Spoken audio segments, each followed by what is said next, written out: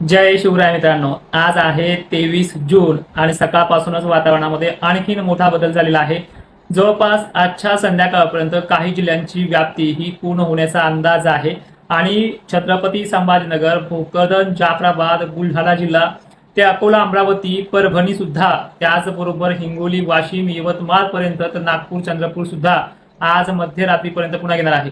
दुपारनंतर 2:30-3 वाजता काही ठिकाणी पावसाला सुरुवात होईल। तो भाग म्हणजे पश्चिम महाराष्ट्र, खानदेश आणि विदर्भ, उत्तर मराठवाडा, बीड जिल्हा, लातूर जिल्हा, त्याचबरोबर शहागड, अंबर, गेवराई पट्टे या भागांमध्ये व्याप्ती अजूनही 40 ते 60% मजल मारते। आजही काही ठिकठिकाणी पावसाला सुरुवात होईल, पण या भागाच्या 100% पेरण्या ज्या आहेत त्या अजूनही एक दिवस प्रतीक्षा लागणारच आहे, कारण की या भागांमध्ये मान्सूनचे वारे चांगले प्रचंड वेगाने वाहत आहेत।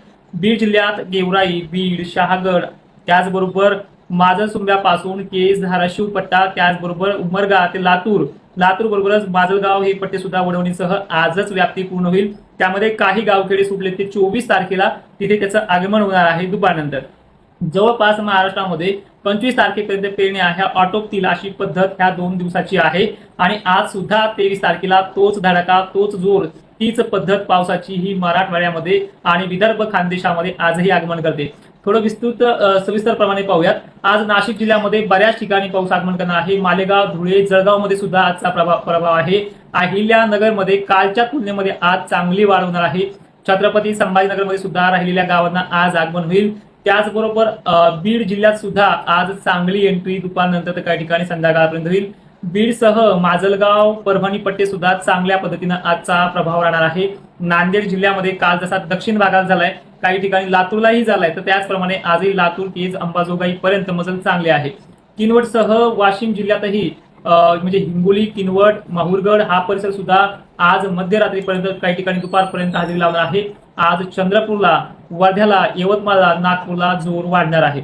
बुलढाण्याचं जर सांगायचं झालं तर बुलढाण्यातल्या सर्व तालुक्यांमध्ये पद्धत पावसाची आजची कालच्या तुलनेमध्ये जास्त आहे।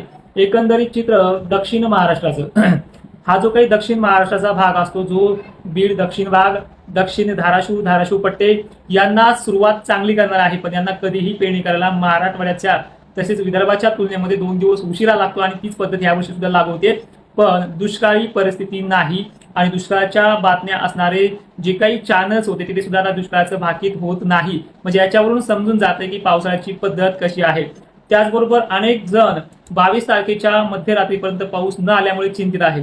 ते पहा, काळजी करू नका। 1 आणि 2 दिवसात काय महाराष्ट्र हा 100% बरसत नाही। मान्सून प्रत्येक जिल्ह्यामध्ये आगमन झालेले, सगळीकडे मान्सूनचे ढग दाखल झालेत आणि याच भागामध्ये ते पडणार सुद्धा आहे। कालावधी लागतोय पण पडणार नक्की आहेत, अशी पद्धत महाराष्ट्राच्या मान्सूनची या वर्षीची आहे। तर ठीक आहे, 23 तारखेचं समजलंय आजचं तुम्हाला की विदर्भामध्ये, पश्चिम महाराष्ट्रामध्ये आणि खानदेशामध्ये जोर जास्त आहे, तर मराठवाड्यामध्ये कालच्या पेक्षा व्याप्ती वाढणार आहे। त्याचबरोबर 24 तारीख सुद्धा महाराष्ट्रामध्ये चांगला प्रभाव टाकणार आहे, ज्यामध्ये रेग्युलरिटी जर पाहिली आपण तर मराठवाड्यातल्या जवळपास सर्व जिल्ह्यांची राहणार आहे। यामध्ये काही ठिकाणी मध्यम तर काही ठिकाणी मुसळधार पद्धत देखील आहे। छत्रपती संभाजीनगर, बीड, जालनाचा समावेश उद्या सुद्धा 24 तारखेला आहे। पावसाचं सातत्य विदर्भाला मात्र प्रचंड प्रमाणात राहणार आहे। विदर्भाच्या एकंदरीत सर्व जिल्ह्यांना उद्यापर्यंत एकही गाव सुटेल अशी शक्यता मॉडेलनुसार दिसत नाहीये। महाराष्ट्रात 25 तारखेपर्यंत पेरण्या पद्धत जी आहे ती आटोपतील, त्यामध्ये सर्व जिल्ह्यांचा समावेश विदर्भ आणि मराठवाड्याचा आहे। एकंदरीत परिस्थिती जर आपण पाहिली तर महाराष्ट्रामध्ये आणखीन 12 ते 13 दिवस पाऊस ठोकून आहे। म्हणजे हा जो चालू आहे कालपासून, काल नेमकंच आगमन झाले दुपारनंतर आणि रात्रीपर्यंत त्यांनी बराचसा महाराष्ट्राचा उत्तरेकडील, पश्चिम महाराष्ट्रातील आणि विदर्भातील भाग घ्यायला चांगल्या पद्धतीने सुरुवात केली। काही ठिकाणी वाहुणी चांदणीतून पेंडवलतापर्यंत मजल मारली आहे, पण आजच्या 23 तारखेला त्यापेक्षाही थोडी 1.5 ते 2 पट वाढ आहे। नंतर 24-25 ला ही वाढ 80% पोहोचते आहे। म्हणजे जवळपास ह्या 22 तारखेपासून झालेलं स्टार्टअप हे 4 जुलैपर्यंत लगातार आहे। रोज महाराष्ट्रामध्ये भाग बदलत ते अति चांगल्या पावसाचं नियोजन हे महाराष्ट्रामध्ये सातत्यानं होत राहील।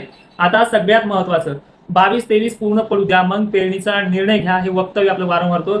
शासनाने जोपर्यंत तुम्हाला पेरायला सांगितलं नाही तोपर्यंत आपल्याकडनं सुद्धा पेरणीचा कुणालाच सल्ला नाही। त्याचबरोबर पेरणीचा सल्ला ह्या वर्षी कुणाला देणारही नाहीये, कारण की वातावरण थोडं कमी झालं की निराशा आणि धीरधरावेपणा अनेक शेतकऱ्यांच्या मनामध्ये नसतो। निगेटिव्हिटीचं तोंड बंद झालंय कालपासून, पुन्हा उद्याकडे उडतील ते, त्यात काही विषय नाहीये। पण जे सातत्य आहे पावसाचं, हे सातत्य गेल्या वर्षीच्या तुलनेमध्ये हे चांगलं राहणार आहे। कमीत कमी 12 दिवस तरी 4-5 जुलैपर्यंत जुलै महिन्यामध्ये मोठ्या खंडाची तीव्रता मॉडेलनुसार ते स्पष्ट दिसत नाही, पण खंड पडत असतात. परतीचा मान्सून सुद्धा ठीकठाक आहे आणि जाता जाता एवढं सांगेल की मान्सूनच्या जे काही पेरण्या आहे तो निर्णय आपल्या स्वतःचा असावा. ठीक आहे, धन्यवाद. जय